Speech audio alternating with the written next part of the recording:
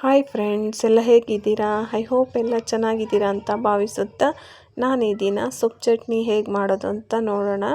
ನಾನು ಈ ದಿನ ಸೊಪ್ಪು ಚಟ್ನಿ ಮಾಡ್ತಾಯಿದ್ದೀನಿ. ಈ ಸೊಪ್ಪು ಚಟ್ನಿ ದಂಟು ಸೊಪ್ಪಲ್ಲಿ ಅಥವಾ ಹೊಲದಲ್ಲಿ ಸೊಪ್ಪಿರುತ್ತಲ್ಲ ಆ ಸೊಪ್ಪಲ್ಲಿ ಮಾಡ್ಬೋದು. ಹರಿವೆ ಸೊಪ್ಪಲ್ಲಿ ಕೂಡ ಸೊಪ್ಪು ಚಟ್ನಿ ಮಾಡ್ಕೋಬೋದು. ತುಂಬ ಚೆನ್ನಾಗಿರುತ್ತೆ, ತುಂಬಾ ರುಚಿಯಾಗಿರುತ್ತೆ. ಬೇಳೆ ಏನು ಬೇಡ ಇದಕ್ಕೆ.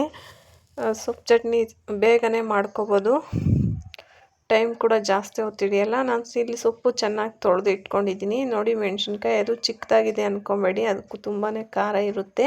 ಅದಕ್ಕೋಸ್ಕರ ನಾನು ಕಡಿಮೆ ಹಾಕ್ಕೊಂಡಿದ್ದೀನಿ. ಒಂದು ಗಡ್ಡೆ ಬೆಳ್ಳುಳ್ಳಿ ಮತ್ತು ಇದನ್ನು ಹುಲ್ಲಿರುಳ್ಳಿ ಅಥವಾ ತೋಟಗಳಲ್ಲಿ ಬೆಳೀತಾರಲ್ಲ ಆ ಈರುಳ್ಳಿ, ಇದು ತುಂಬಾ ರುಚಿಯಾಗಿರುತ್ತೆ. ಮತ್ತು ರುಚಿಗೆ ತಕ್ಕಷ್ಟು ಉಪ್ಪನ್ನು ಹಾಕಿ ಅದಕ್ಕೆ 1-2 ಸ್ಪೂನ್ ಎಣ್ಣೆ ಹಾಕಿ ಅಡುಗೆ ಎಣ್ಣೆ ಬೇಯಿಸ್ಕೊಳ್ಳೋಣ. ಬೇಗನೆ ಬೆಂದೋಗುತ್ತಿದ್ದು ಎಳೆ ಸೊಪ್ಪಾಗಿರೋದ್ರಿಂದ ಪ್ಲೇಟ್ ಮುಚ್ಚಿಕ್ಕಿ ಒಂದು 5 ನಿಮಿಷ ಬಿಟ್ಟು ನೋಡೋಣ ಬೆಂದಿದೆಯಾ ಇಲ್ವಾ ಅಂತ. ಈಗ ನೋಡ್ತಾ ಇದ್ದೀನಿ, ಇನ್ನೂ ಸ್ವಲ್ಪ ಬೇಯಬೇಕಿತ್ತದು. ಟೊಮೊಟೊ ಸಿಪ್ಪೆ ಎಲ್ಲ ಬಿಟ್ಟಿಲ್ಲ, ಅದಕ್ಕೋಸ್ಕರ ಇನ್ನೂ ಒಂದು 10 ನಿಮಿಷಗಳ ಬಿಟ್ಟು ನೋಡೋಣ. ನೋಡಿ, ಇವಾಗ ಟೊಮೊಟೊ ಎಲ್ಲ ಒಟ್ಟು ಬಿಡೋ ಥರ ಆಗ್ತಾಯಿದೆಯಲ್ಲ, ಅದಕ್ಕೆ ಇವಾಗ ಸೊಪ್ಪು ಬಸಿಯೋದ್ರಲ್ಲಿ ಇವಾಗ ನೀರನ್ನೆಲ್ಲ ಸೋಸ್ಕೊಂಡು ಸೊಪ್ಪನ್ನು ಆರೋದಕ್ಕೆ ಬಿಡೋಣ ಒಂದು ಕಡೆ.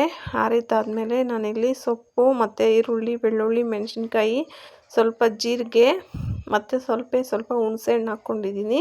ಹಾಕಿರೋ ಕ್ಲಿಪ್ ಮಿಸ್ ಆಗಿದೆ ಅಷ್ಟೇ. ನೋಡಿ, ಈಗ ಅದನ್ನು ಮಿಕ್ಸಿ ಮಾಡ್ಕೊಂಬರೋಣ. ಮತ್ತು ಪಾತ್ರೆ ಇಟ್ಟು ಅದಕ್ಕೆ ಸಾಕು ಚಿಟಪಟ ಅಂತ ಸಿಡಿದ್ಮೇಲೆ ಈರುಳ್ಳಿ ಹಾಕಿ, ಈರುಳ್ಳಿ 3/4 ಭಾಗ ಬೇಯಬೇಕಷ್ಟೇ.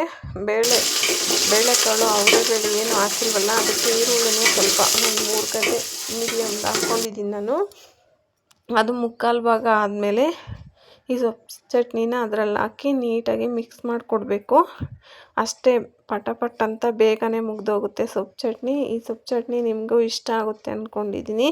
ನೋಡಿ, ಬಿಸಿ ರಾಗಿ ಮುದ್ದೆಗೆ ಸೊಪ್ಪು ಚಟ್ನಿ ಹಾಕ್ಕೊಂಡು ಊಟ ಮಾಡಿದ್ರೆ ತುಂಬಾ ಚೆನ್ನಾಗಿರುತ್ತೆ. ಮತ್ತು ಸೊಪ್ಪು ಚಟ್ನಿ ಆರೋಗ್ಯಕ್ಕೆ ಕೂಡ ಒಳ್ಳೆಯದಲ್ವ, ಅದಕ್ಕೋಸ್ಕರ ನೀವು ಒಂದ್ಸಲ ಟ್ರೈ ಮಾಡಿ ಅಂತ ಹೇಳ್ತಾ, ಯಾರೆಲ್ಲ ವಿಡಿಯೋ ನೋಡ್ತಾ ಇದ್ದಾರೆ ಅವ್ರಿಗೆ ನಮ್ಮ ಹಳ್ಳಿ ಸೊಗಡು ವ್ಲಾಗ್ಸ್ ಕಡೆಯಿಂದ ಧನ್ಯವಾದಗಳು. ಶೇರ್ ಮಾಡಿ, ಸಬ್ಸ್ಕ್ರೈಬ್ ಮಾಡಿಕೊಂಡು ವಿಡಿಯೋ ನೋಡಿ. ವಿಡಿಯೋ ಬಗ್ಗೆ ಅಭಿಪ್ರಾಯಗಳನ್ನು ಕಮೆಂಟ್ ಬಾಕ್ಸ್ನಲ್ಲಿ ತಿಳಿಸಿ ಅಂತ ಹೇಳ್ತಾ, ಥ್ಯಾಂಕ್ ಯು.